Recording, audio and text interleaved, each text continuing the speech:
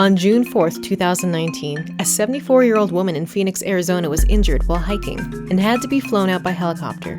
But the rescue went terribly wrong. You may remember the video of her nightmarish ordeal. It went viral after she spun more than 170 times.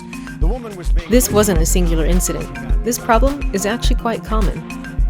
In a world of jetpacks, self-driving cars, and space flights, why is the solution to stop spinning and swinging during helicopter rescues still a piece of rope?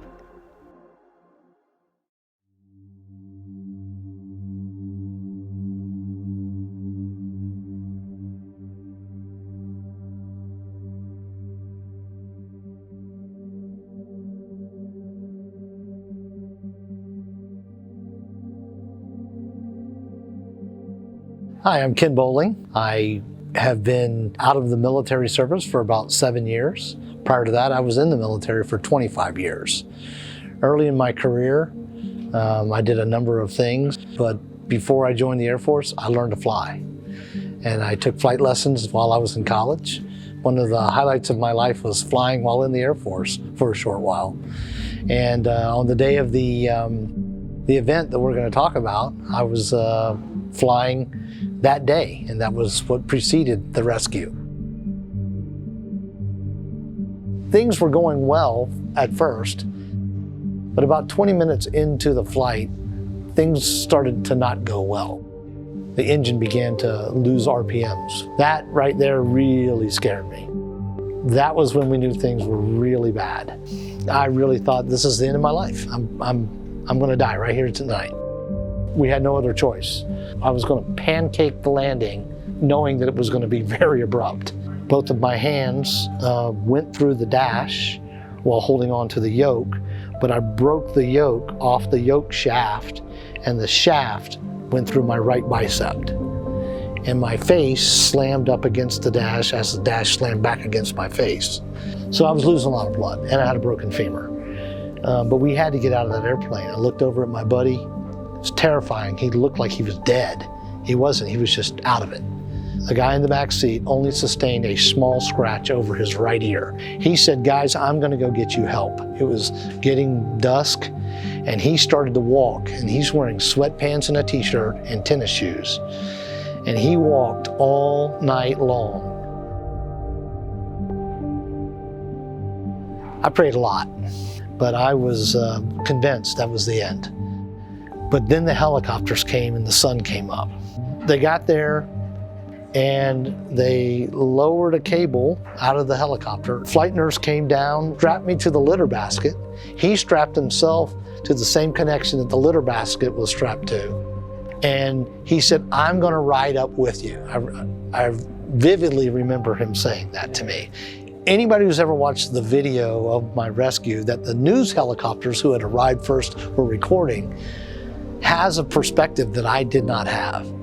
For whatever reason, the physics I'm not specifically sure of, some have described it as the rotor wash of the helicopter started the basket spinning.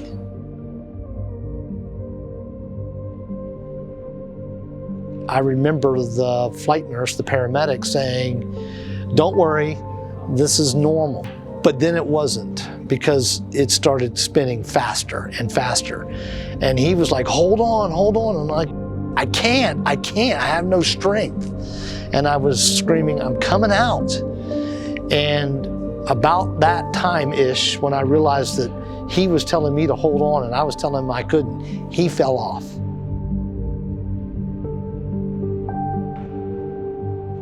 I mean, it was all I could do to not just black out. We were spinning very fast. And I was, oh my gosh, I was in so much pain.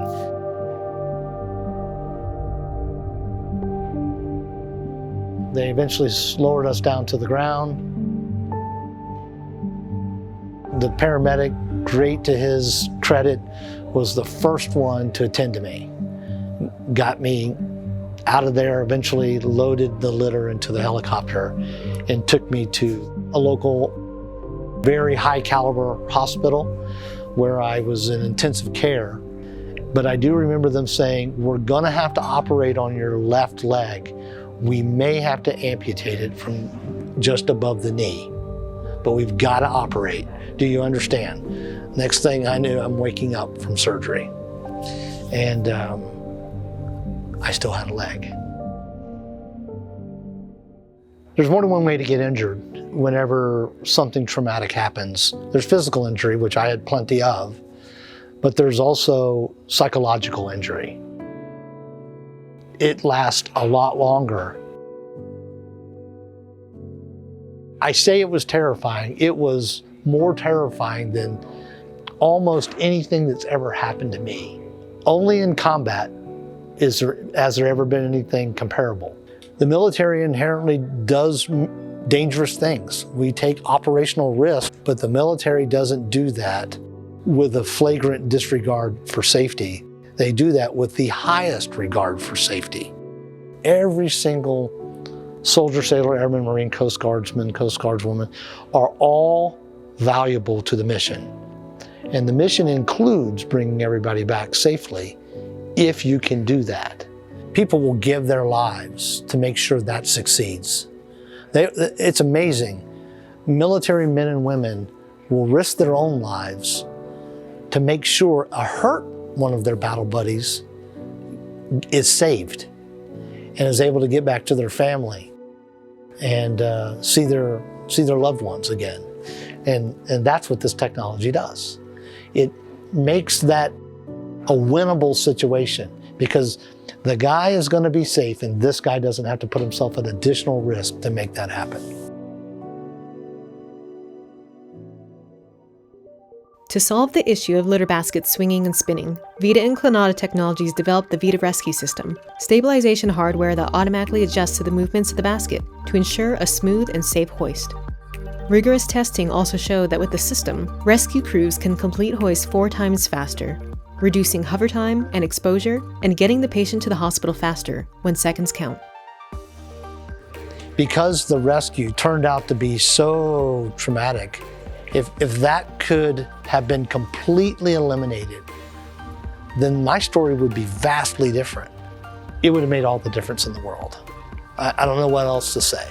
If I could roll back the hands of time, create the technology before this and implement it before my rescue, I would love to see that happen.